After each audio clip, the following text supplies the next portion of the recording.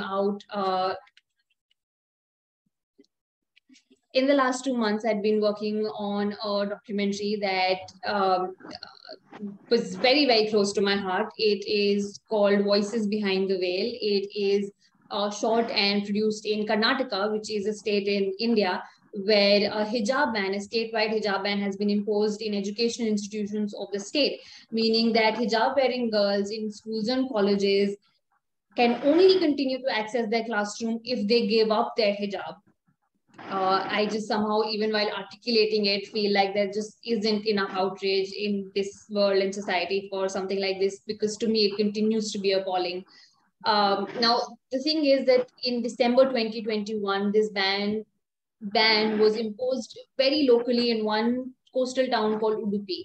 But quickly it snowballed into being this big thing where saffron shawl protests took place. Saffron is basically the color that has been appropriated or is associated with the right-wing Hindutva organizations and bodies in the country, including the Bharatiya Janata Party, which is the ruling party.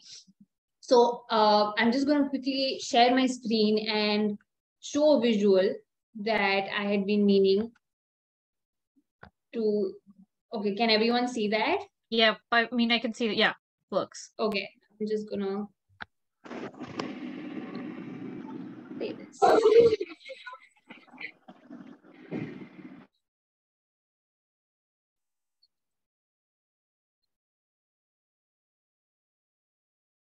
Fatima, I'm sorry to just stop you there. Can I just, I think, do you want the audio to be on or off for that?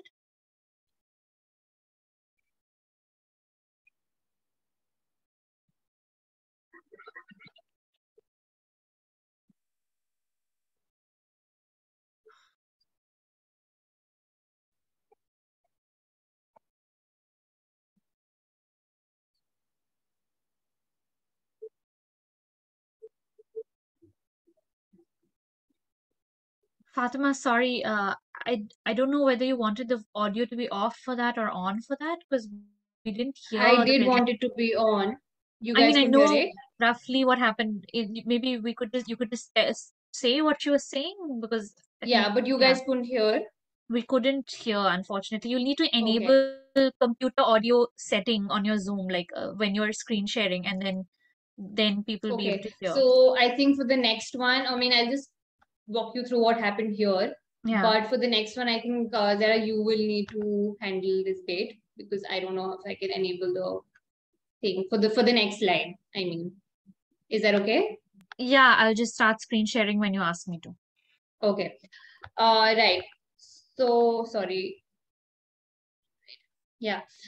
So basically, what's happening in that video was this one of the hijab wearing girls. She was going to a college, and these hordes of saffron shawl wearing men.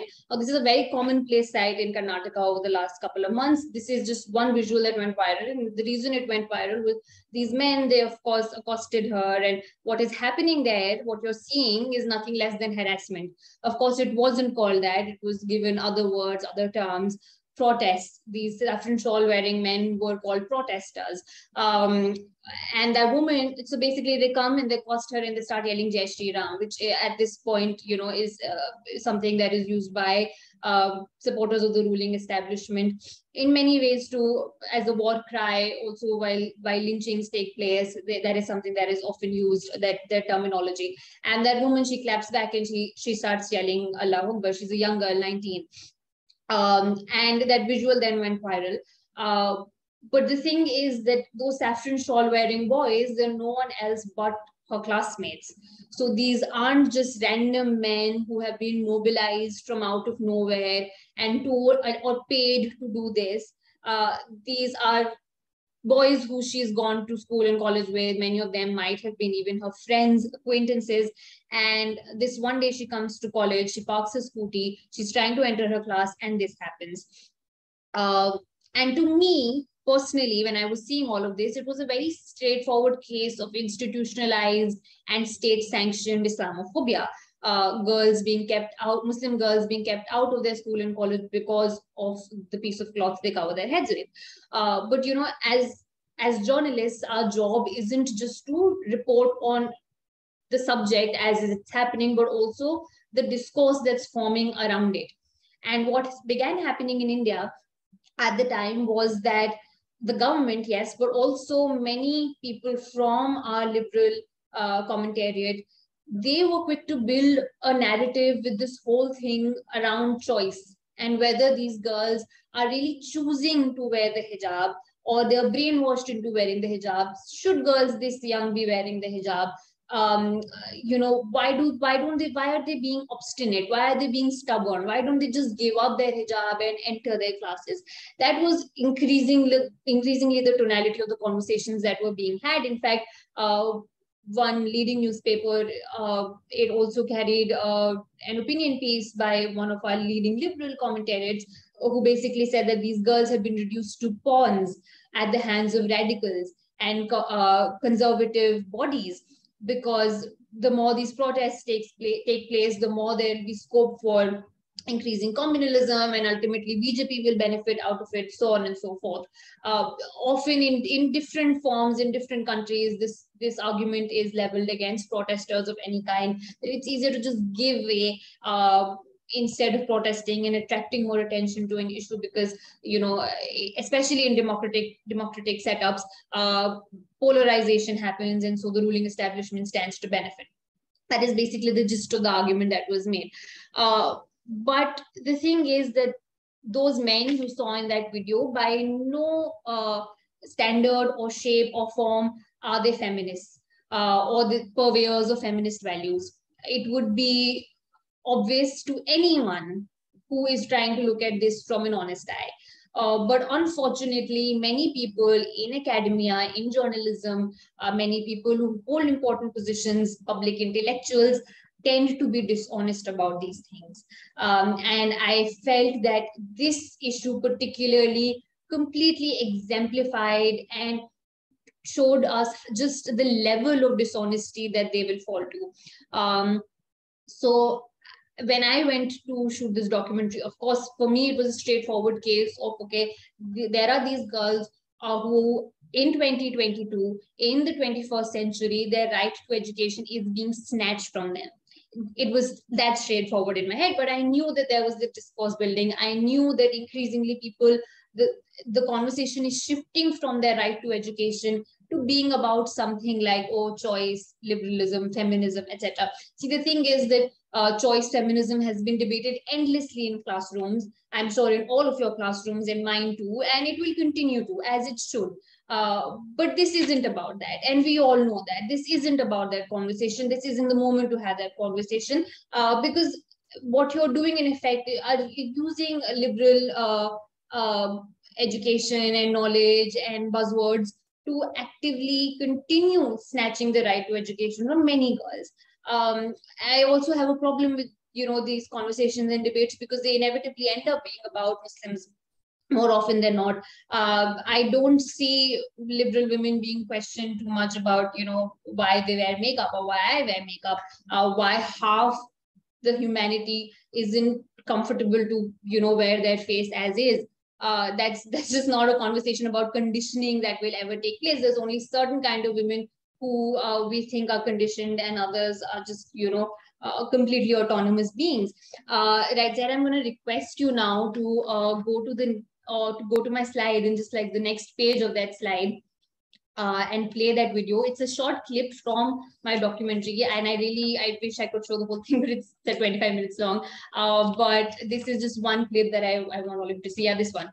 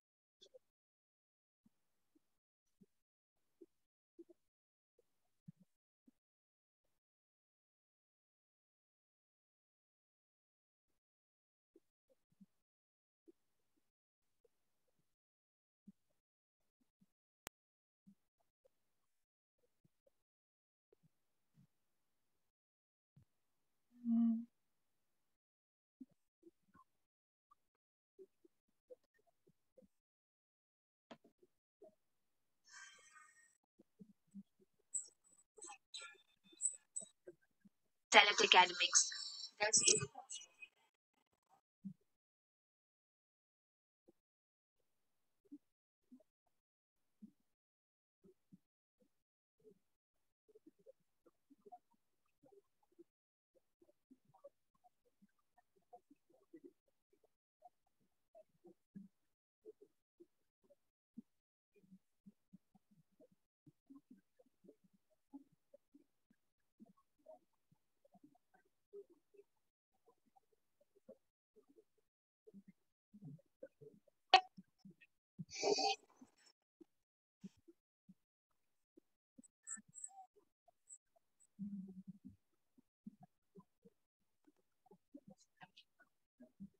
Yes, sir, I don't think people can hear, and neither can I. Oh, um, sorry about that. Uh, I didn't realize that was happening. Mm,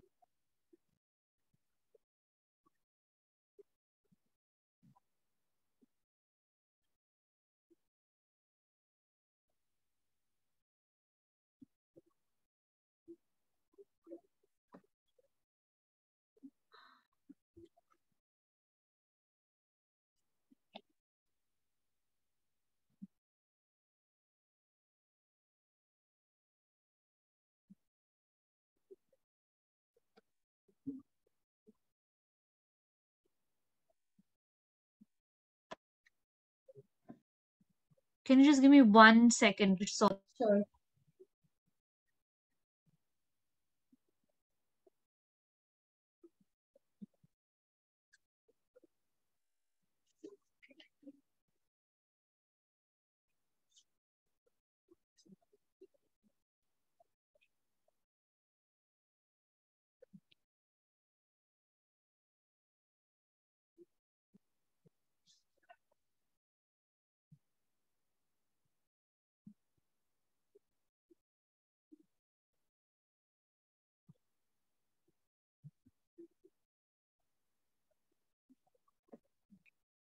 Yeah, it should work now. Sorry about that.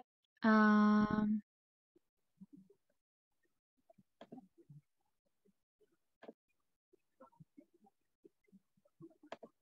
can you hear it now? These hijabi girls now want.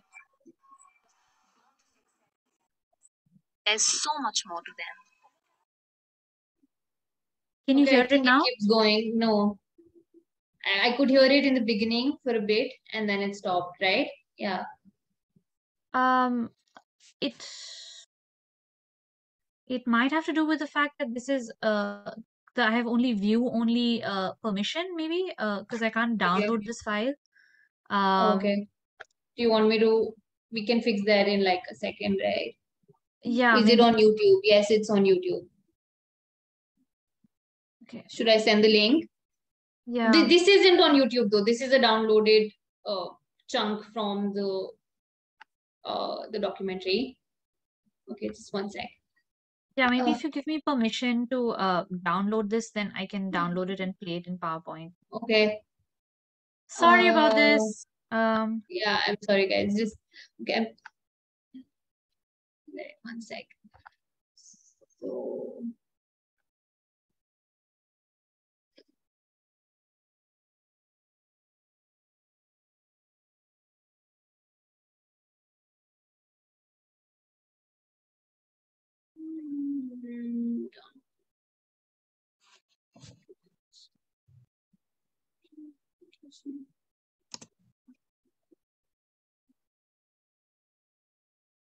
Uh, I'm gonna stop sharing the screen and just see. Let me know when you've given me Yeah, permission. And yeah. I'll I'm download. just sending you a fresh mail where you have the option to download it. Oh, okay.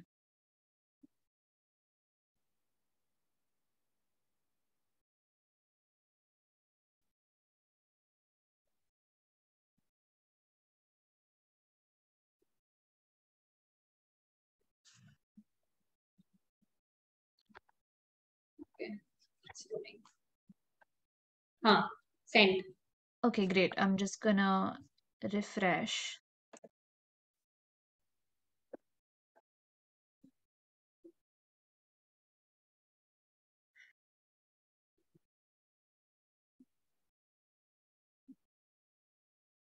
what we could do, Fatma, and I'm so sorry about this, is that Yeah. You while want I me to download continue? Yeah, yeah, yeah. um, you either you can continue, or we can stop here, switch to the next speaker, and you can go back to where you started from. What would you prefer? I think I'd like to continue and then we can just show Yeah, this. yeah, we can show the clips at the end possibly, if you would, if you Yeah. or yeah, is that I good? mean, there are a couple more in the. Yeah, okay. Or you download and tell me when it's done and then Yeah, we figure it yeah. out. Okay. Sorry, I'm so sorry about this. No, Yeah, no, go no. ahead. I'm sorry. I'm sorry about this. Okay. Yeah. So, like I was saying that, even when I spoke to these girls, right? In fact, what you will not see is like this entire chunk in the documentary where I dedicated to, talking to about this debate that had emerged. Is it really a real choice? And a lot of these girls, they are obviously so articulate. They are very high achieving girls, right? So, in the video, you will see that two of them are karate champions. One is a keen wildlife photographer. One is someone who can sing in like 6 languages, including Korean, etc., etc. One wants to be a volleyball champion. So, of course, they're very high achieving girls. They're extremely articulate about their struggles, yes, but also their desires and dreams. And it's not like they are completely unaware of like feminist principles or values or conditioning, or they aren't complex thinking, feeling human beings, as all of us are. And it feels odd to even have to say it about anyone. But unfortunately, the media discourse, that immediately reduced them to just their immediate hijabness, and uh, there's nothing more to them. In fact, when I was interviewing them, I know many of them later told me that they've never been asked in any of these interviews, and they've been giving a flurry of interviews for the last couple of months. They've never been asked, what they want to do in life, or or just that the fact that this lack of education for the last 6 months, what toll it is taking on them. Basic stuff like that. The questioning would always be, oh, do you really need to? Why are you being so stubborn? you know why won't you just give up the hijab and go in? That line of questioning the journalists would often employ. And in fact, one of the girls, Almas, who's the lead petitioner, she also said that before this controversy, she kind of hadn't ever read about feminism, ever been exposed to feminist literature. But through the course of the last couple of months, she realized that this for her is not just a Muslim fight, it's also a feminist fight. She says it in those many words. She said that, for me, this is important to do because, of course, I understand this is a direct attack on my community, but it's also telling me as a woman that, look, I cannot, in today's day and age, choose to wear what I want to. And I felt that those were really important points that kind of came up through the course of this documentary. In the chat, I'm going to leave a YouTube link that's open for everyone to see, and you guys can watch it over the weekend, because I feel like a lot of these things get addressed there. Right. So, all of this kind of forms the crux of my argument and opinion, which is this: sometimes there is this deliberate but often very subconscious relegation of Muslim women, not as active thinking beings who desire and choose and perform, but merely subjects to whom things happen. And of course, the media has a huge role to play in that. In fact, the one time I do have to mention, and one time in recent years when the media coverage actually showed the agency of Muslim women in full glory in India, was when the Shaheen Bagh protests took place. And I know someone else, one of the other panelists, is going to talk about this in depth. So I'm only going to touch upon this and move on. But I do have to mention this, because I also covered the Shaheen Bagh protest. And if any of you were in Delhi at the time, or had even, watched the protests taking place from any part of the country, you would have seen just the level of romanticization that it was subject to. Like, I do feel that they were heavily romanticized and glorified protests. Um, you know, the protesters were paying a very real price for being there in that biting cold. There were old women who come from an economically weaker social strata. All of those things that kind of added to that romanticization that was taking place.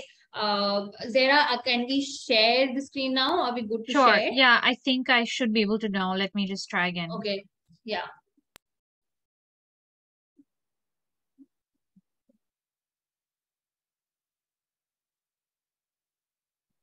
Do you want me to stay on this slide or Yeah, move? yeah, we can try playing this.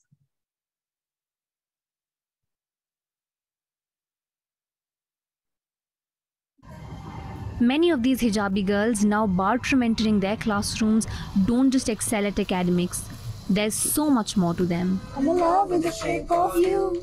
When you push like a magnet do.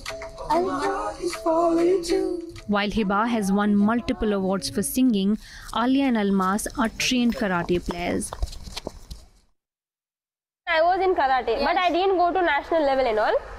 But she went. Yeah, but she went. She was so tiny that time.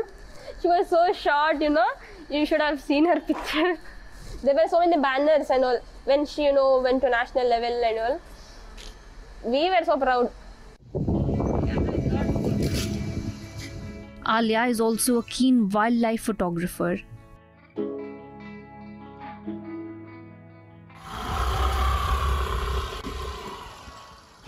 While Almas aspires to be a pilot. My dream is to become pilot. I want to fly also, but before that I want to ride everything on the ground. मैं एक volleyball player भी हूँ और district level की player हूँ मैं.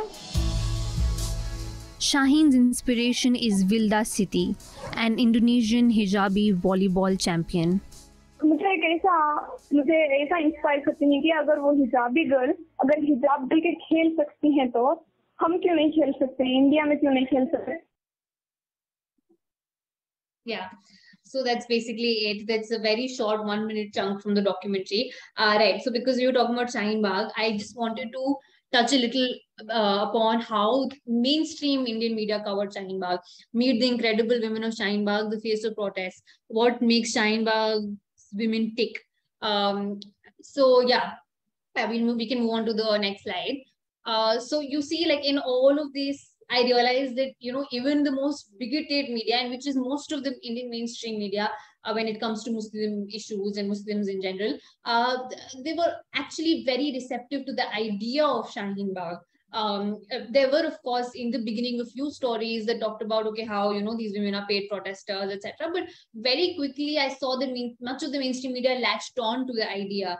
And I thought about why, and I wondered why. And if you see, right, like in the protests, the women, the protesters have very actively, consciously adopted Indianism in its full glory. So every I don't think I could walk even 1 feet in these protests, in China protests, without encountering the national flag. You'd see women with their hijab actually being the national flag, or kids with the flag, with the tricolor painted on their cheeks. Gandhi's images, Ambedkar's images, etc. And you could tell that, you know, obviously as Muslims and Muslim protesters, there is a very conscious need to be very pragmatic at this point, yes. But also similar protests were taking place in another part of Delhi. I remember at that time, I don't know how many of you remember, but one of the protesting chants that those protesters adopted was La ilaha illallah, which is the kalma, which is you know, also integral to Islam. And these were people who were protesting as Muslims because they were being demonized and attacked and marginalized because of their Muslim identity. But immediately all the liberals, as always, expectedly descended upon everyone, saying that, oh, look, how can this happen? Why do you need to, you know, chant a Muslim prayer, etc. But none of that happened here, because there was a very conscious effort from the side of the protesters, which is of course expected and practical. But you could tell what, like that headline asked, what makes Shaheen Bagh different? It is precisely this. It is precisely this very quick acceptance by the liberal intelligentsia of a certain kind of Muslim protesters, but not another kind of Muslim protesters. Right. So I kind of want to now enter a slightly different mode, and I'm just going to shift gears a little. And I'm Sorry, going to Fatima, just to interrupt you, if you could start wrapping up, like obviously we'll give you 2-3 extra minutes. Thank you. Yeah, no, I think I deserve like 5 minutes, because I do think there was a lot of delay. But okay, fine. All right, just very quickly, I do want to give a trigger warning, because it gets a little gory now. So I don't know, I mean, if you know, but early in the last year, Muslim women have been auctioned online multiple times in India. This is one of those screenshots. It was earlier called Sulli Deals, and then later there was like a Sulli Deals 2.0 called Bulli Bai. I was also one of the Muslim women who were auctioned on this list. What this basically means is it's not quote unquote real auctioning before anyone asks me. It's basically Muslim women's pictures were uploaded, and anyone who would go onto that site, there'd be like this thing that would show you that, okay, your Sulli deal of the day or your bully buy of the day is this, with our Twitter handle or whatever, and our pictures. And obviously it was disgusting and horrific, and many reacted with outrage and shock, and of course I did too. But for me, it was like very clear and obvious that this is emblematic of a culture of seeing Muslim women as property to lay your claim on, in order to establish your dominance on the Muslim community. So it's not just about Muslim women. Again, it's about Muslims as a whole. It is symbolic of also just how rattling it is to see some of these, so all these Muslim women, right? Everyone here, poets or activists or journalists, they are prominent Muslim women, they're vocal Muslim women. So they actively speak against the government or occupy public space. And you don't want Muslim women to be occupying public space. While you're also arguing that the hijab somehow marginalizes and oppresses them, you also don't want Muslim women to occupy public space, which is irony in its full glory. So a few months ago, there was this movie called The Kashmir Files, which was released, and it was a proper propagandized movie made about Kashmir. But I don't want to talk about the movie now. I want to talk about the people who went and watched that movie in movie halls, in theaters. And there were a lot of calls for genocide made in many of these audiences. I'm going to play a short clip. Zara, if you can go to the next slide. Yeah, this one. जो 20 साल 25 साल से कम है, अगर हर लड़का एक मुसलमान लड़की से शादी करना शुरू कर दे तो 3 पीढ़ी के अंदर इनकी जनसंख्या आधे से कम हो जाएगी। इनकी लड़कियों से शादियां करो, इनके बच्चे पैदा करना कम करो। हम यहाँ फिल्म देख रहे हैं, वो अपने घरों में अपनी आबादी बढ़ा रहे हैं। Yeah, so basically, I will translate it. Yeah, so basically, what he's saying is someone in the audience, okay, and he may or may not have connections with any political party, but regardless, he's basically saying that all of you guys are coming here and watching a movie. What you should be doing is going and marrying Muslim women and having kids with them. And while you're coming and watching this movie, Muslim men are reproducing more. And this is why they're increasing in population, and this is why you guys are basically just completely impotent and good for nothing, etc. And he's saying, go and marry Muslim women, and eventually that is how we'll ensure that Muslim men cease to exist, and eventually, because the Muslim woman who marries into your family will no longer be a Muslim. And so that is how we will ensure that there are no Muslims left in this country anymore. So an open call for genocide, passed off as casual post-movie soiree. That is just India 2022. And I'm going to show you another clip after this. Can we move on to the next slide? Yeah, this one. This one has subtitles.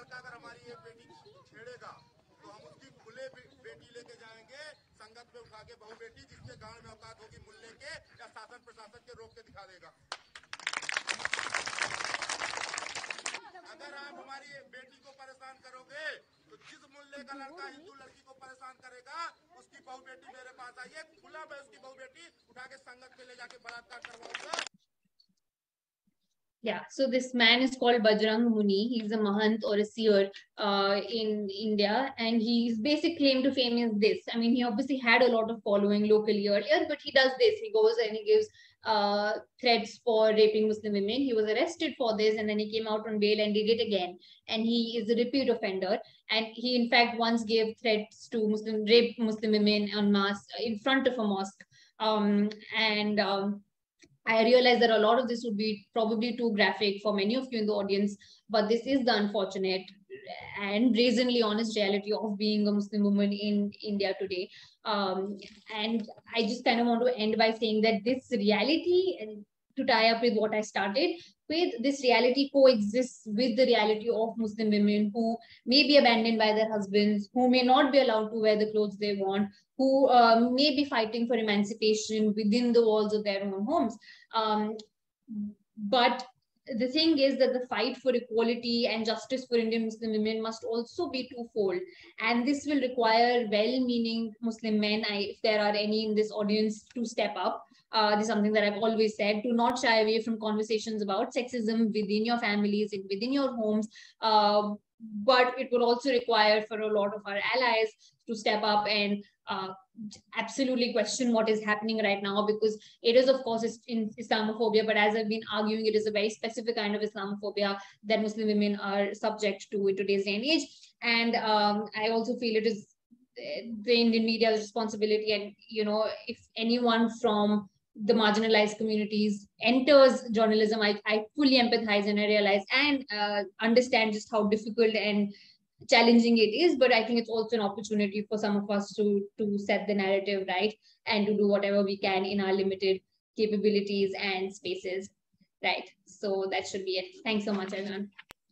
Perfect. I'm so sorry about the technical issues that were happening, Fatima. I really appreciate your patience with that. And this was a really illuminating presentation, and I'm sure ties in very well with what a lot of the other speakers today will be speaking as well. So our next speaker is Elisabetta Campagni. So please go ahead, Elisabetta. Okay, can you hear me? Yes. Okay, great. Okay, hi everyone. Thank you a lot for having me here today. I'm quite excited in presenting this, which is a current research I'm actually doing. This work that I'm presenting today, it's part of it. It's something that I've been working in the first, let's say, semester of my PhD, which I started 1 year ago. So my research, I'm gonna share the screen now.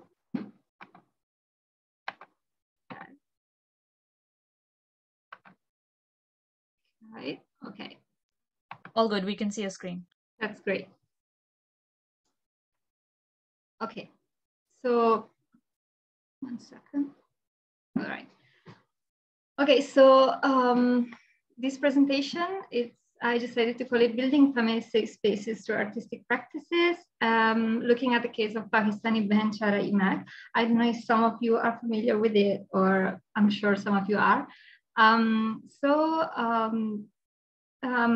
Behen Chara, which means sisterhood, it's an English written imag ideated by two Lahore-based young women in 2020 with the intent to engage women and gender minorities who normally lack the space to express themselves in society, providing them a space to interact and share their experiences.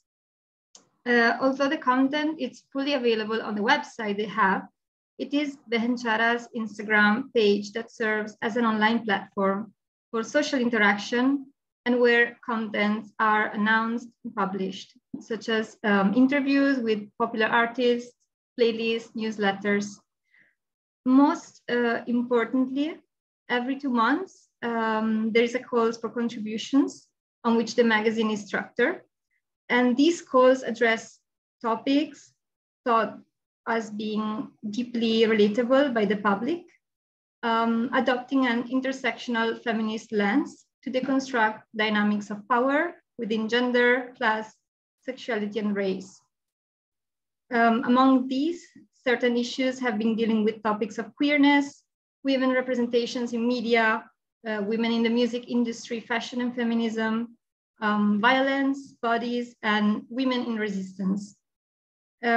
Behen Chara is followed, it's a small community, it's followed by almost 3,500 accounts and appeals mostly to a public composed by English, young, educated, middle to upper middle class women and non-binary people, mostly, but not only from Pakistan.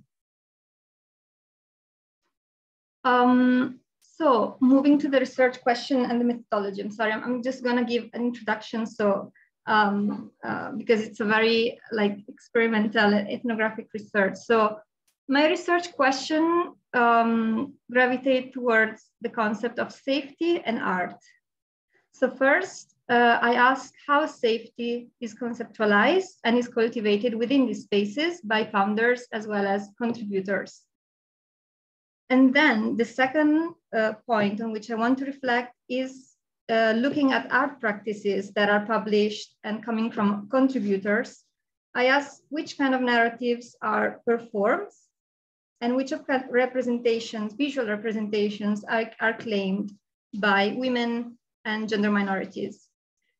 Talking about my methodology, so along with ethnographic exploration of the digital Instagram page, my research is based on discursive interviews, which I carried out with the founders of Behenchara and some of the artists, which are either resident on main cities of Pakistan, Lahore, Karachi, and Islamabad, or have moved away and are currently living for studying or working purposes abroad.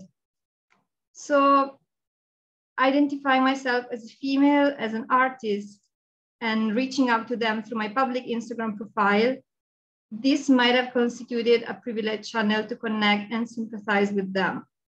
But at the same time, being a white Western scholar might have initially been an element of discomfort to some of them, as they were asked to share their experiences on intimate and sensitive topics with me within the interviews, which, as we know, are acknowledged rituals which have embedded power imbalances between the researcher and subjects that take part into the research.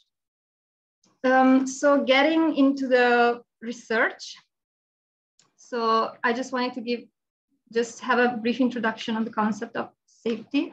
So digital Parda and online patriarchy are concepts coined to refer to the gender segregated nature of online spaces in Pakistan and to the persistence of patriarchal and transphobic mindset within them, which manifest in cyber attacks such as trolls, harassment, sexist, and misogynist comments. Despite this, digital spaces such as social media are opening up new possibilities for women and gender minorities to find alternative ways to self-expression and to establish connections and relations with other like-minded people. So Behenchara differs from other online Pakistani spaces, which have a huge outreach, such as you might know the page curated by political feminist organization Aurat March, as well as more mainstream spaces exploring topics of womanhood, such as Womanistan. So in contrast to this, Behenchara is directed to a smaller audience and at the same time aims at building explicitly feminist intersectional contexts through the promotion of collective participatory practices in a safe environment. So Behenchara's explicit exclusion of cisgender heterosexual men as contributors to the e-magazine aims at recreating a safe space free from judgment, criticism that would disrupt and prevent comfortable, unworried conversations to happen. These resonate with interviewees' idea of intimacy as a space experienced mostly within female friendship or within inclusive spaces which embrace gender diversity. Laura Bertland has coined this expression, which I really like, which is intimate publics. She has invited us to consider the ways in which strangers can form communities through affective ties. This intimate public, according to her, provide the feeling of immediacy and solidarity by establishing in the public sphere an affective register of belonging to inhabit, when there are few adequate normative institutions to fall back on, rest in, or return to. So in contrast to social media such as Facebook, which allows the creation of private groups, Instagram's contents are public and accessible to everyone. Safety, therefore, is cultivated by means of both discursive and technological boundaries, which ideators of Behenchara have adopted. So the necessity to foster participation while protecting the contributors has led Behenchara to address topics with a positive, intimate, and empathic language, rather than critical, disapproving tone, which leave little space for negative reactions and trolls. Most sensitive contents, such as happened during the issue of queerness, are addressed by means of an elusive language, which eschew explicit references to elements which could be considered controversial or offensive to the larger society.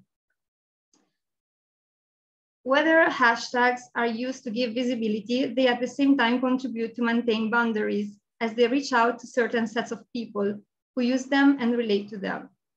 Major hashtags accompanying posts refer to being South Asian, brown, desi, combined in several ways to being feminist and an artist.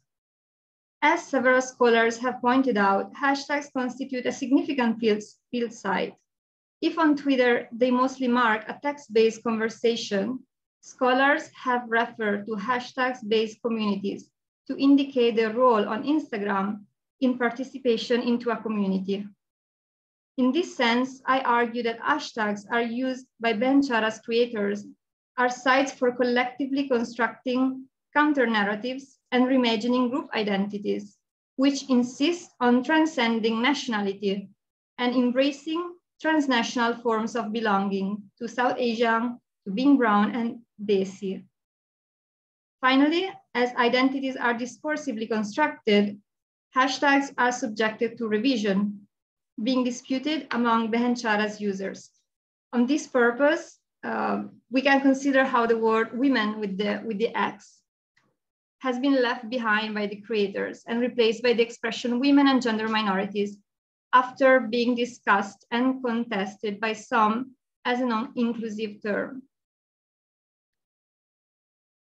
So turning to Benchara's artistic part and issues, Benchara's call for contributions are ideated as dialogical practices. Textual contributions reach in the EMAG, such as poetries or short stories, and are handed to artists who are asked to illustrate them. By doing this, artists reappropriate and resignify the stories, which then are published on Instagram that has a highly visual culture, and therefore is particularly suited for the circulation of aesthetic-based contents. As a result, visuals are produced, reappropriated, and commented by an emerging community, which, following Fraser's definition, I refer to as counterpublics. So digital counterpublics reject the Habermasian Eurocentric conceptualization of the public sphere as accessible, as something fostering open discussion and aiming at reaching a public consensus. And counterpublics assert their conflicting nature of the public sphere, contesting their exclusion from it. So within this theoretical framework, artists' practices should be considered, as Moffel has suggested, as playing a role in the constitution and maintenance of a given symbolic order, or in its challenging. And this is why they necessarily have a political dimension. Once we accept that identities are never pre-given, but they are always the result of process of identification, the question that arises is the type of identity that critical artistic practices should aim at fostering. So these dialogical artistic practices mark the existence of a new emerging political arena where artists question dominant and hegemonic forms of representations, asserting the right to visually explore their selfhood, owning their narration, claiming alternative representation of women and queer subjectivities, bodies, and scenarios. I will just, towards the end of this presentation, move to look at some of the artworks which are published on the Instagram page. So in contrast to words, visual materials have a polysemic nature, which allows the emergence of multiple identification and a more immediate emotional connection with the representation. Artworks offer alternative spaces for the other possibilities, depictions, and representation, where women and gender minorities are represented as active agents, protagonists of narratives of change and transformation. Many of these artworks engage in positive, celebratory, empowering representations of womanhood and sisterhood, emphasizing aspects of solidarity and care, attributing significance to women as standing for each other. Artworks, as we can see also from the slides, also call out for normalizing aspects of daily life and activities which are expressions of togetherness, but that dominant cultural norms confined to the private domain. Expression of togetherness, activities such as chatting, riding a bicycle, playing music together, dancing, listening to music, are recurring themes which cross several magazines' issues. With these works, artists are challenging the boundaries of the public and the private, claiming the right to relocate their bodies in the public domain and perform their freedom to express. Elements of magic and surrealism, such as the ones depicted in these slides, also characterize artworks and recount narratives where women explore and question their inner feelings and selfhood, dialoguing with familiar memories and inherited trauma. At the same time, subjectivities are presented as going through processes of transformation in which sadness, exhaustion, pain, solitude are relieved through magical and natural elements. Just interrupting to say you have 2 more minutes, Elisabetta. Thanks. Such as jinns, forests, starry skies, which evoke local folk storytelling, legend, and anecdotes, and project women in an orinical dimension, suspended between past longings and present aspirations. So to conclude, I want to invite to consider this rich, intimate, feminist, visual and textual narratives shared on Behenchara as important expression of attentive cultivation of a safe space.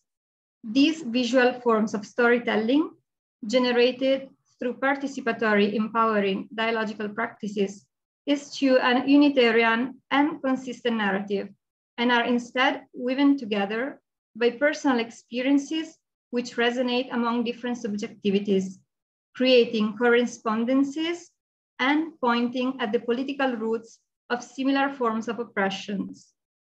From a post-colonial feminist lens, Behenchara carves out spaces for scattered, fragmented forms of storytelling, where prominence is given to the subjective exploration of selfhood, which disrupt linear narratives and hegemonic representation. Thank you so much for listening. That was so excellent, Elisabetta. Really thought-provoking research and very carefully studied as well. So thanks a lot for sharing your work with us. Our next speaker is Stuti Patricia. Stuti, whenever you're ready, we can start. Right, Stuti so will I'll be, just share my yeah, screen. sure, perfect. Stuti will be speaking on Okay, marginalized can everyone see embodiments the screen? and images. Yeah, we can. And images of Is this working? yep. And images of Muslim womanhood in Shaheen Bagh. Oh, great. It's all started. Perfect. Yeah.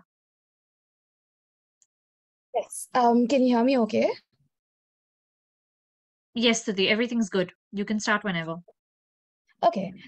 First of all, I'd like to thank Fatima for sort of introducing some of the themes that I will be working on. And the way you explained it was fantastic, and I think is a great sort of starting point with which I'd like to think about some of these things.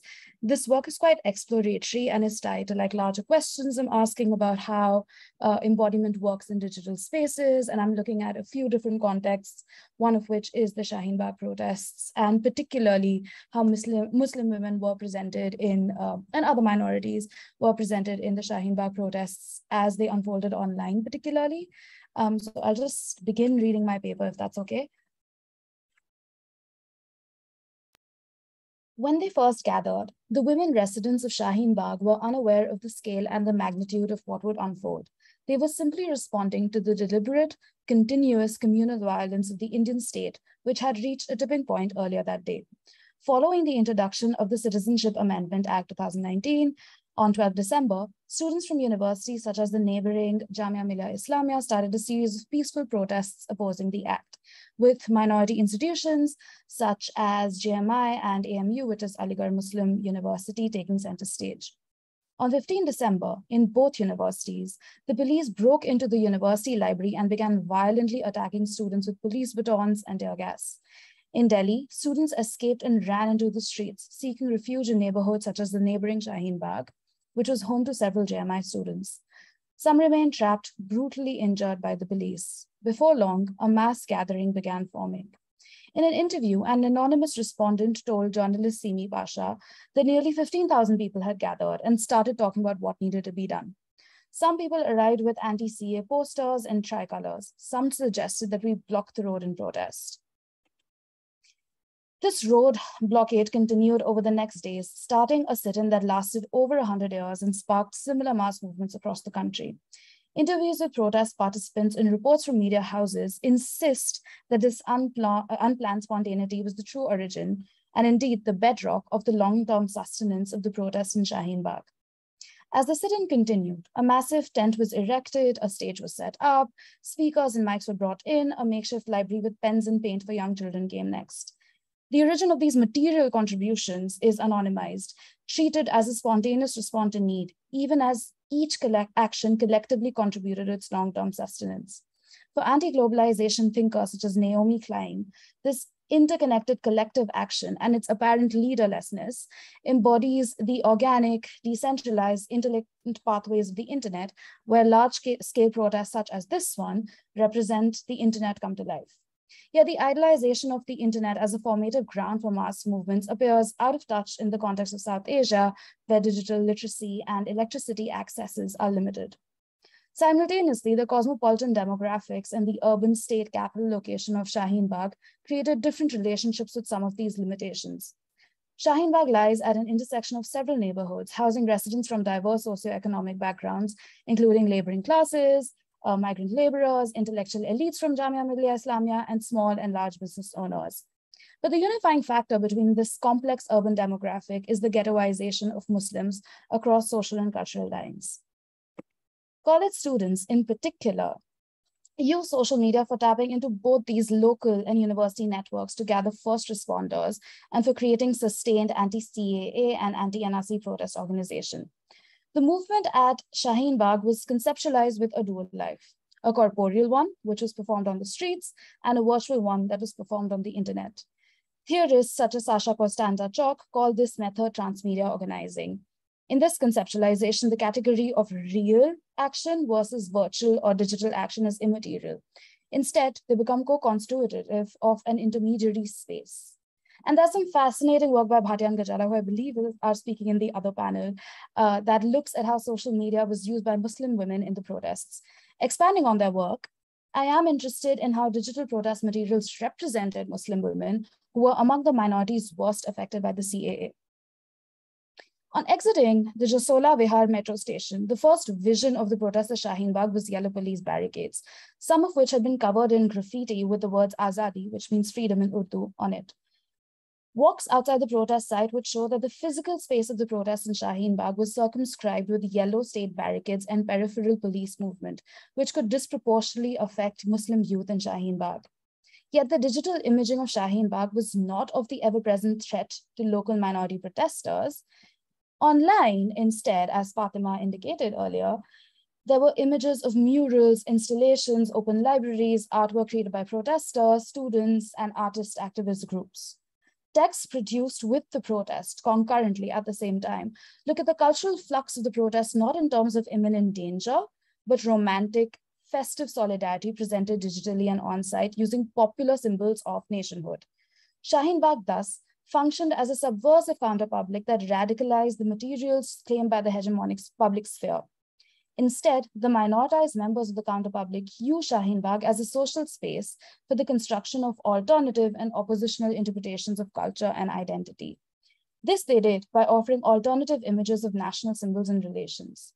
Significantly, despite the communal origin of the national CA and NRC and the violence in JMI and AMU which triggered the protests, the digital networks chronicling Shaheen Bagh were not pushing narratives of minoritized assertion, but collective ideas of secularism, citizenry, and nationhood as a way of gaining popular, what can be loosely understood as mainstream attention, for which some social movement theorists say can at times be the most important impact a given movement may have.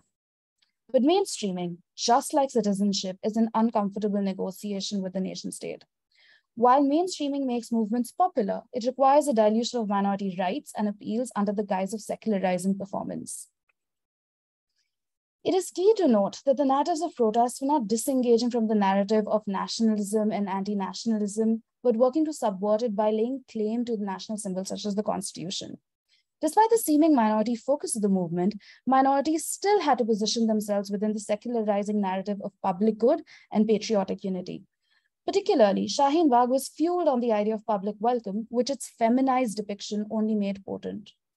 As journalists like Seema Mustafa wrote, the women speaking in protest spoke a language that was not hard politics, but came from an affection and a gentleness that made even skeptics feel welcome. Indeed, the Muslim women protesters at Shaheen Bagh sought to assert the nationalist character of the protest by invoking and placing pictures of Muslim leaders who fought for Indian independence. This idolization of Muslim leaders who stood in line with unifying, secularizing national rhetoric ties with Hilal Ahmad's analysis of the good Muslim, bad Muslim binary that has underpinned minority perceptions in modern India.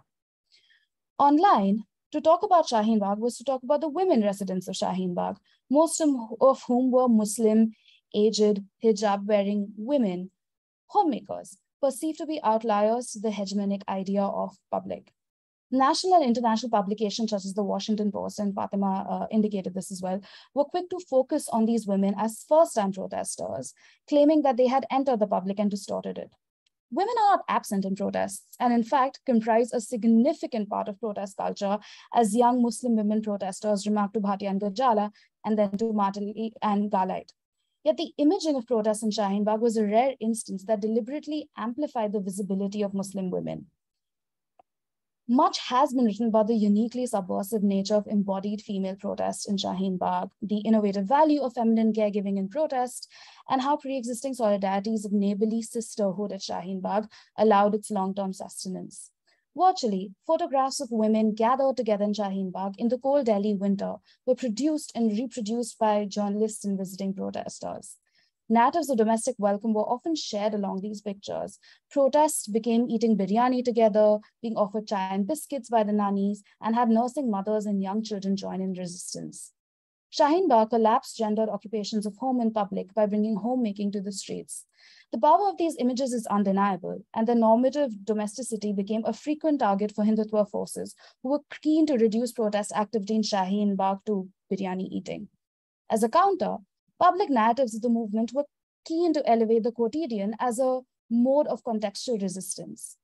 While such contextualizing made the quotidian or the daily appear to be a force of active resistance, the very nature of digital archiving reduced the quotidian to its palatable bits, distancing from the everyday violence of minoritized living.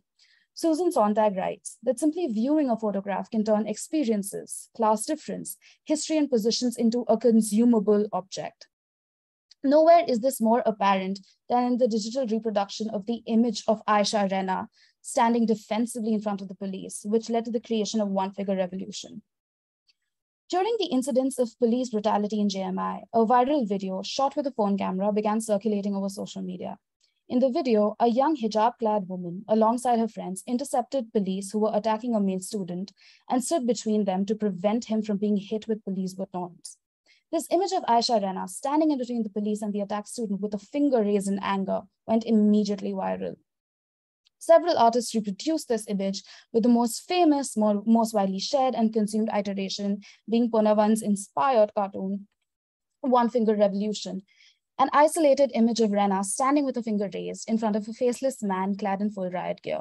This image is on the left, but there's a key difference, as you can see. In Ponavan's image, the attacked male student is gone, and there is no lettered indication on the riot gear that this is a policeman.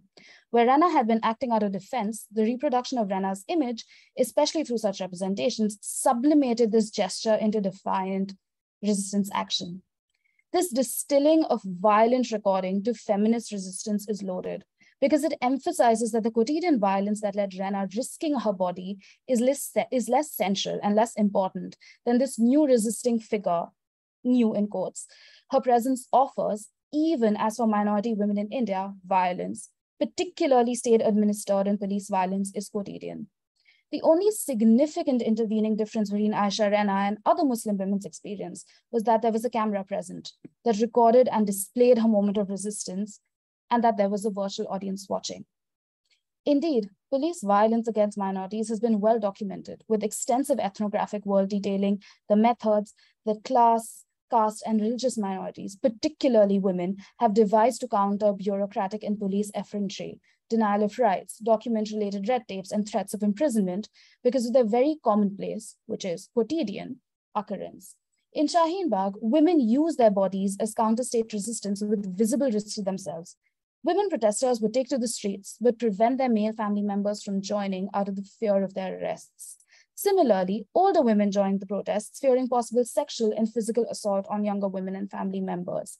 But the digital rendering of their bodies enable their lives to be separated from the violent quotidian materiality of minoritized living and be visibly recast as a quote-unquote new face of revolution. Even as the image of the figure of the woman is elevated to a status of power through digital circulation and reproduction, and in the creation of art such as Ponavans, the lived realities of these individuals, who are essentially consumed through visual culture, involves constant negotiations with everyday violence. Simultaneously, the Muslim identity of women online is constantly subject to the threat of corporeal violence through digital networks, with threats of violence and physical harm regularly levied against young Muslim activists. Again, Fatima referred to this. Even in the stouted moment of radicalism, replete with the imaging of minoritized identity of women, and the chronicling of Shaheen Bagh being a resistance movement led by marginalized communities, individual assertions of minority identity were not encouraged. The three Just strands interrupting to say that you have 2 more minutes. Thank you. Yeah, I'm wrapping up. The three strands that brought national and global attention to these protests were women, students, and caste minorities.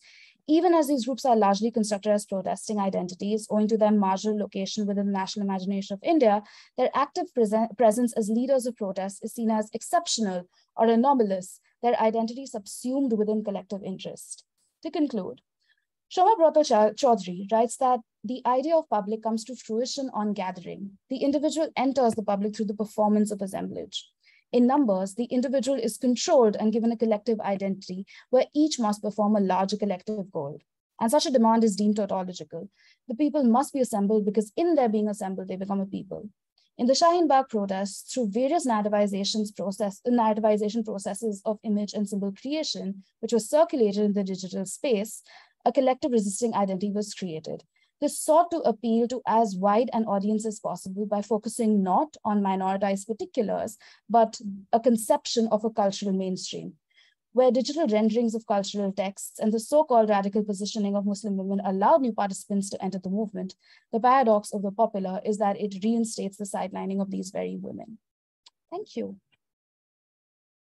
Perfectly in time, and thank you so much, Suti. That was an excellent paper, and I really loved the way that you seamlessly kind of moved from looking at the popular political representations of the protest in the news to very heavy duty theorizing that you managed to do, academic work that you managed to do. So that's excellent.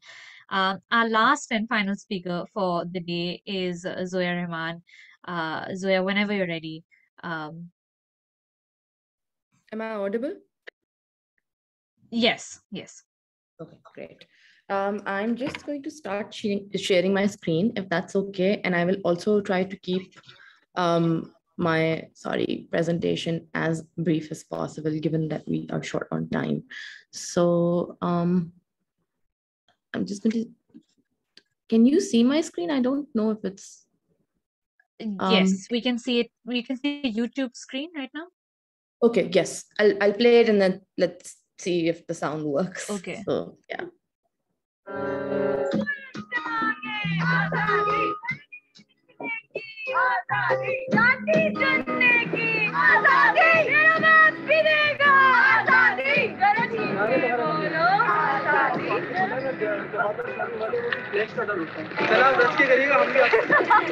थोड़ी सी crate दिखने में सादी तुझे सोकोतो में घास भी नहीं डालती आदि में आदि बर्बादी की यादी बस लाइट ऑफ कमाल ना पैंटी में खादी डरती तो किसी के रब से भी नहीं पर जल्दी तो मेरी अपने आप पे भी नहीं ना कलम ना भरम और ज़ब्त पे भी नहीं तू अगर हाथ से तो हाँ मैं भी नहीं मेरा जिस्म है मगर तो खांसी है बिरयानी है लातीनियत है इल्हाद है मेरा जिस्म मेरे काजी साहब की मर्जी मेरा जिस्म मेरे की मर्जी मेरा इंस्टाग्राम पे अच्छा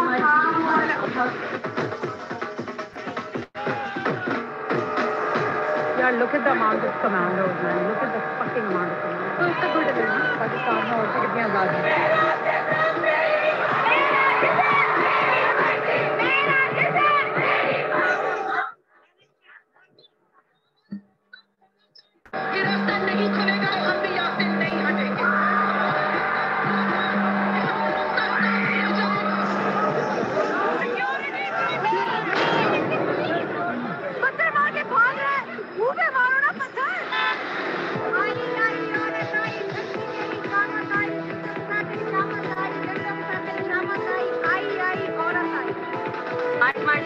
का आलमी दिन होता है, तो उस दिन हम लोग एक मार्च निकालेंगे। जो भी आपके मुद्दे सवाल हैं उनको भी बताएं, आप लोग खुद भी आए, रेडी है आप कुछ ऐसा तबका है जो सोचता है कि औरतों को खराब किया जाए।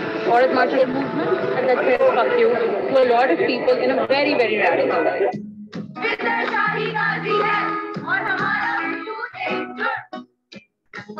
सूरज निकलेगा, कल तो रोशन आएगी, ये दुनिया सोनी सोनी जगमग जगमग हो जाएगी।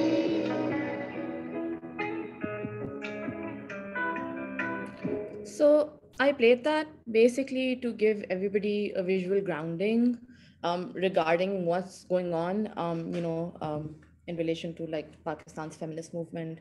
And it's come under a lot of discussion in the past few years because of what we call the Aurat/Aurat Azadi marches, which is basically, which means in English, the Women's Day marches.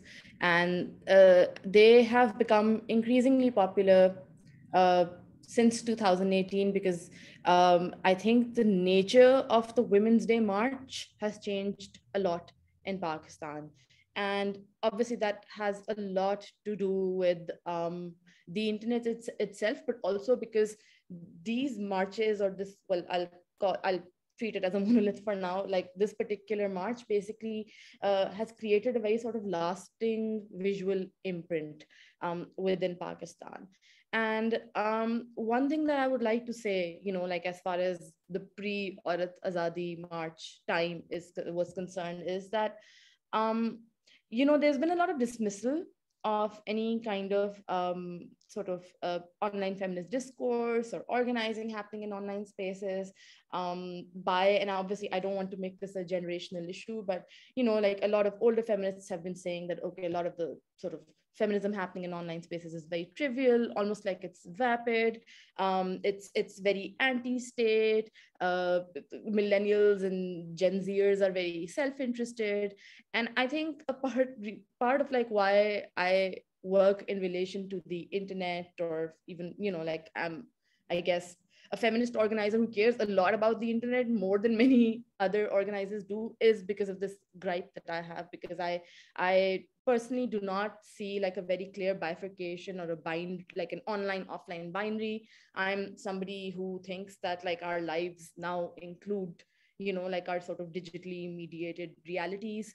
And that's something that I don't know, like I'm personally very invested in as a researcher and a writer as well. And I think that, a lot of the work that I've been doing the past few years. So I've been working apart from being a feminist organizer, I've been working in a lot of like internet rights NGOs, I guess, which is how I got, basically how I came to terms with a lot of like the scholarship and discourse around technology and social justice. And I think that obviously has inevitably informed my sort of activism a lot. So I'm just going to see if I can, wait. I don't know how to. Sure. What do you need? I'm trying to screen share, but I don't know how to, wait, oh, okay, sorry. For someone who works in technology, like I'm very technological. Happens to the best of us. Yeah, story of our lives. So I hope you can see the presentation. There's no more sound. We can't see the presentation. We can see only the YouTube screen. So when you click on share screen, when you click on share screen, there'll be like a box at the bottom that shows your presentation. Click on the presentation itself, not the general screen. Yeah, got it. Sorry, my bad. Okay.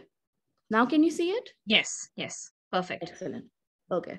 So so the reason why, again, like I wanted to show that sort of trailer of this film that director Anam Abbas has made is because I think that it's very important to see like why, you know, this march or these marches that are happening across Pakistan have become such like a part of our everyday conversation, essentially, and also have caused a lot of backlash. And I mean, people who are from Pakistan or, you know, have any kind of like stake in in Pakistan's feminist movement would know this, but obviously like there was a movement before that as well. It's just that I think now younger feminists, I guess, like are being acknowledged in terms of their role in the movement. And before that, you know, like a lot of sort of like discussion and discourse and scholarship on feminism, and by scholarship I mean maybe academic scholarship, even though obviously my sort of idea of scholarship is not that limited, but a lot of it sort of focused on what happened before. It focused on, you know, like Women's Action Forum, APWA, basically like this kind of history that was being carried forward by older feminists. And I think that now basically, younger feminists basically have kind of really made their mark on I would say like the modern day movement. And a lot of what I'm sharing here, like in these slides, is essentially, well, the artwork that a lot of young feminist illustrators have been creating for, you know, like the movement itself, different campaigns, the Aurat marches. And I think that it's important to sort of show like how even like the visual language around feminism in Pakistan has changed. And obviously, because a lot of this artwork is shared on the internet, you know, like again, the internet plays a very key role in shaping the movement itself.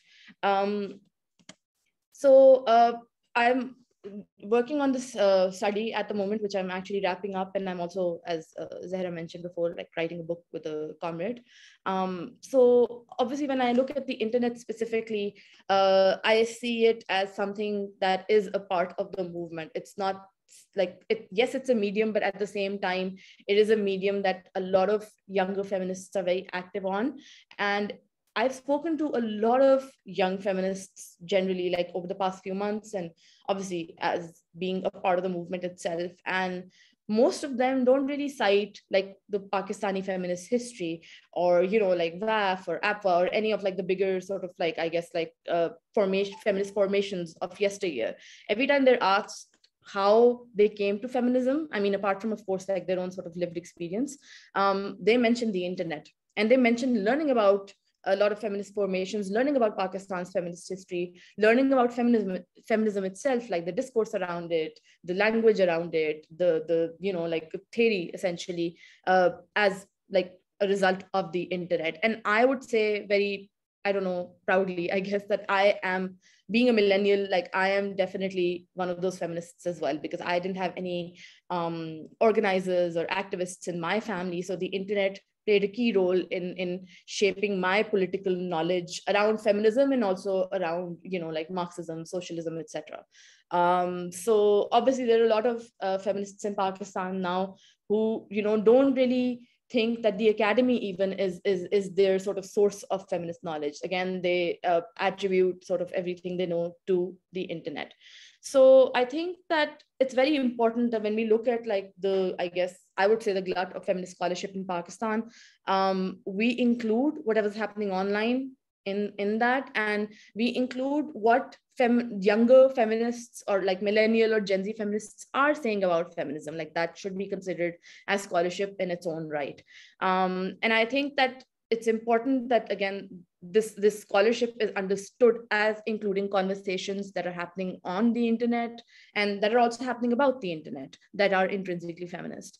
And my, I guess, like interest is also in seeing like whether, you know, if we were to bifurcate the two, like the offline, online feminist realities, like have some kind of like a symbiotic relationship, and, you know, how does one space or whatever's happening in one space like translate itself into the other. Like if there is grassroots feminist organizing happening in Pakistan, what happens online to sort of either supplement that or even to mirror that reality versus, like whatever is being discussed, like again, how much of that is actually being applied to whatever's happening at the grassroots level. And, I've been focusing a lot on like the digital tactics that feminists use, like their aspirations, like what they want the movement to be, how they lay down the foundation of the movement. And of course, I mean, there can't be any discussion on social media without, or like the internet, without discussing the inherent limitations, because I think a lot of the critique around internet feminists, so to speak, like stems from the limitations of social media and the very real anxieties around those limitations. So yeah, with that, obviously, like I, again, as somebody who keeps thinking about like a future, I don't know, a socialist future, a socialist feminist future, again, like I've also been very interested in what younger feminists have had to say about what they see the movement, sort of like how they see the movement being true to its vision, whatever they think the vision of the movement should be in the longer run. So if we look at, I guess, the past, I would say maybe 15 years, I think that obviously once people started using social media platforms in Pakistan, particularly Facebook and Twitter, which were more popular in the sort of earlier days of social media usage. Like that's when conversations on feminism really started. And, there were private Facebook groups, there were certain Pakistanis, educated, I would say upper middle class Pakistanis on Twitter. Some of them were talking about feminism, some weren't, but, some kind of a conversation had started. And obviously, again, private media channels, on the other hand, at the time, didn't really give a lot of space to the left, let alone, feminism itself. And I think that those kinds of conversations really emerged around, I would say, 2013, 14, but more prominently in 2015. And I think that's when a lot of feminist collectives, other than Women's Action Forum, which is, like a sort of key, like a kingmaker in the Pakistani sort of feminist movement, and, like a big organization from non-partisan, like non sort of like NGO organization of yesteryear, like basically it kind of, I wouldn't say experienced opposition, but basically like it kind of basically led the way towards alternative feminist spaces forming. But, like basically the internet at this time in, I would say, the mid 2010s, like played a key role in laying down the foundation for a lot of other feminist formations. There was Girls at Dhabas, which was a feminist collective, which was mostly sort of centered around experiences, gendered experiences of public spaces. And basically it started with, actually, I'll go back, a couple of women and non-binary people just sharing pictures of themselves, sitting at like a tea stall, having tea outside, and basically talking about what that meant for women and non-binary people in Pakistan, because, like there are public spaces in Pakistan that do happen to be unsafe, but obviously there's a lot of fear around public spaces also because of what we've internalized and how we've been brought up as a part and parcel of patriarchy. So I think basically with that, like a lot of women and non-binary people started sharing their own pictures, their own testimonials, like generally like over time, like GAD, short for Girls at Dhabas, started organizing different kinds of like public events. They would do like book readings and betaks, which are like basically like I guess like a feminist sitting, in which like people would come, share their experiences, play music, share poetry, and also like they were doing like bike rallies and just like a host of several other things. And simultaneously there was this collective that emerged on Facebook primarily called the Feminist Collective, which basically included women and non-binary people who had a lot of grievances with leftist spaces in Pakistan, because they thought that leftist spaces were, and in fact still are, rife with sexism.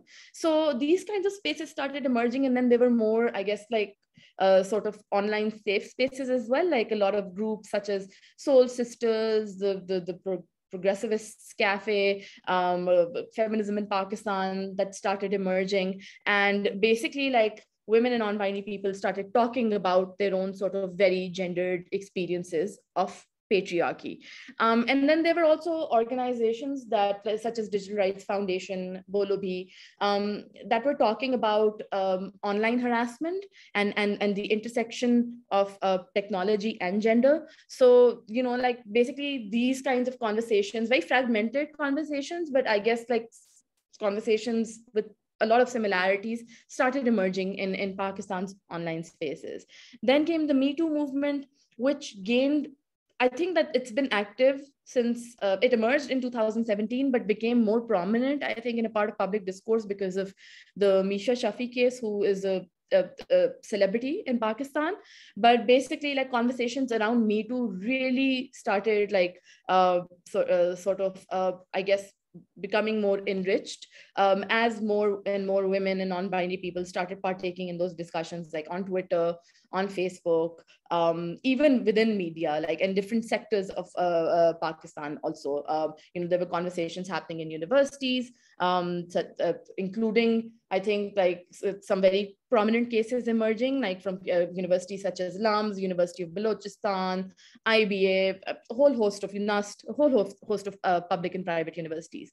But then there were also obviously conversations happening around like certain workspaces or you know, like the handling of legal cases. And I mean, you know, basically the entire spectrum of what the Me Too movement could be, which like basically it has been in other countries, like obviously that kind of I guess like progression was happening in regards to the Me Too movement in Pakistan as well.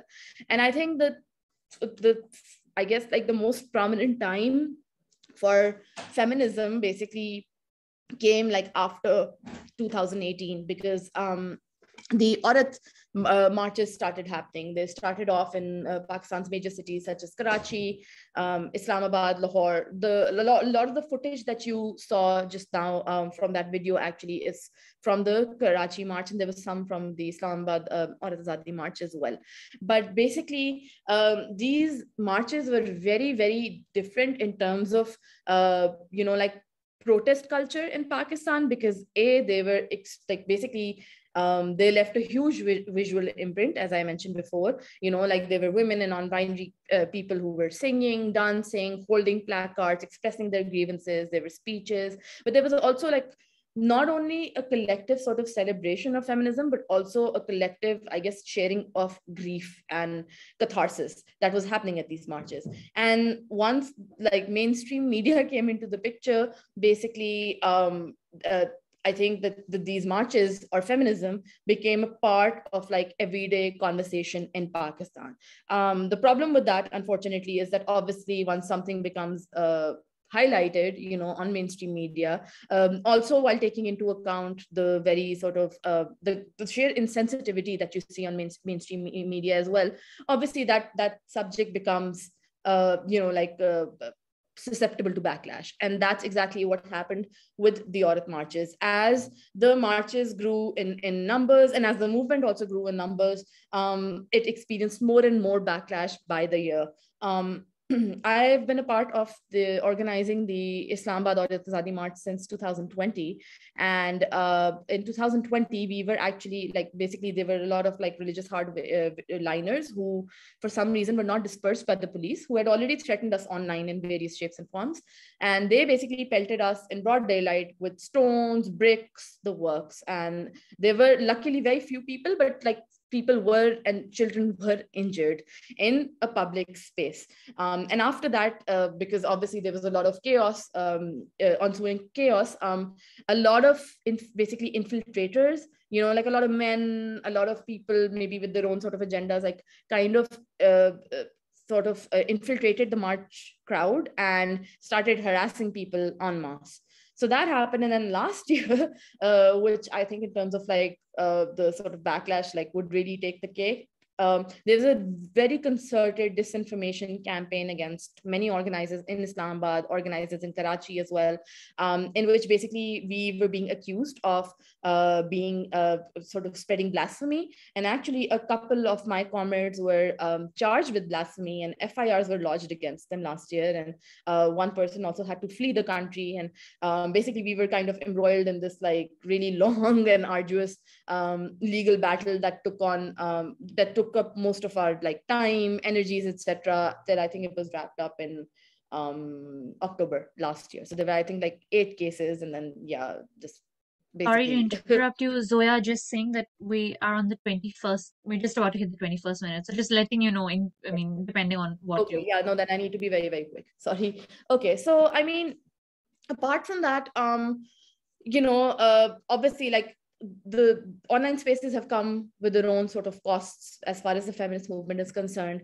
But obviously, they have also brought a lot of good to our movement. They have instilled a sense of community. There's a huge sort of there's huge participation now within the movement, because there are a lot of middle class and upper middle class feminists now who are talking about their who are writing back, critiquing back, talking about their own experiences, sharing their own grievances in regards to the feminist movement. I think what's happened now, which scholars such as Ravina Sehgal have talked about as well, is that there is basically, like the conversation around body politics has become more prominent. And that, I think, has happened again because of, again, the emergence of feminist collectives, newer feminist collectives that were actively using technology, and because of the way they were mobilizing, because of the way they were campaigning, and the very fact that they were creating feminist knowledge. And a lot of the interlocutors, or a lot of the active participants within that feminist knowledge production, were essentially everyday Pakistani women and non-binary people. And again, as I've mentioned before, because so much of the art that's being shared by the feminist movement is so politicized, I think that now there's a very clear, and in fact, several clear sort of visual memories of what the current feminist movement means in Pakistan. And even, like critiques surrounding the movement. For instance, the movement has been called trans and queerphobic, and very rightly so, because obviously a lot of the feminist spaces in Pakistan do include cisgender women. And again, you see now a lot of trans people and Khwaja Siras basically sort of having a parallel movement. I don't know if I can say that it's a part of the feminist movement, because I mean their grievances are very, very legitimate, but they basically talk about the Murat, or basically trans people being the outliers within the movement, and which is why like they've kind of just taken matters into their own hands in terms of like representing and speaking for themselves.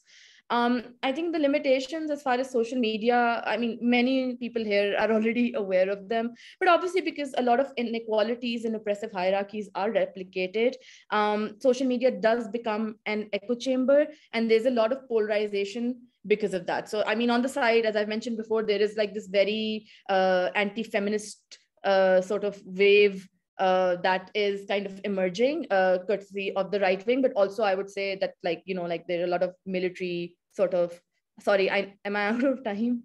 So sorry, I was just thinking that maybe we want to start the Q&A soon. That's why. But I mean, if you just want to finish up with one sentence or something, that would be great. Yeah.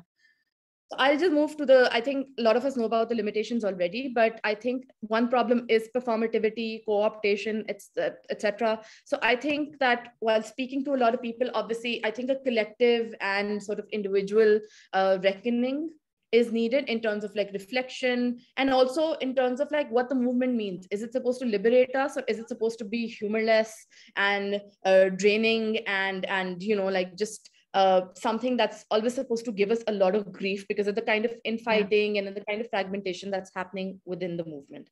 So yeah, I think that I would just like to sort of end on that note of, like what the feminist future means and how Pakistani feminists are carving that. That's a fascinating question to end it with, and actually, kind of the eternal double bind almost of living a feminist life, I guess, as Sara Ahmed would call it.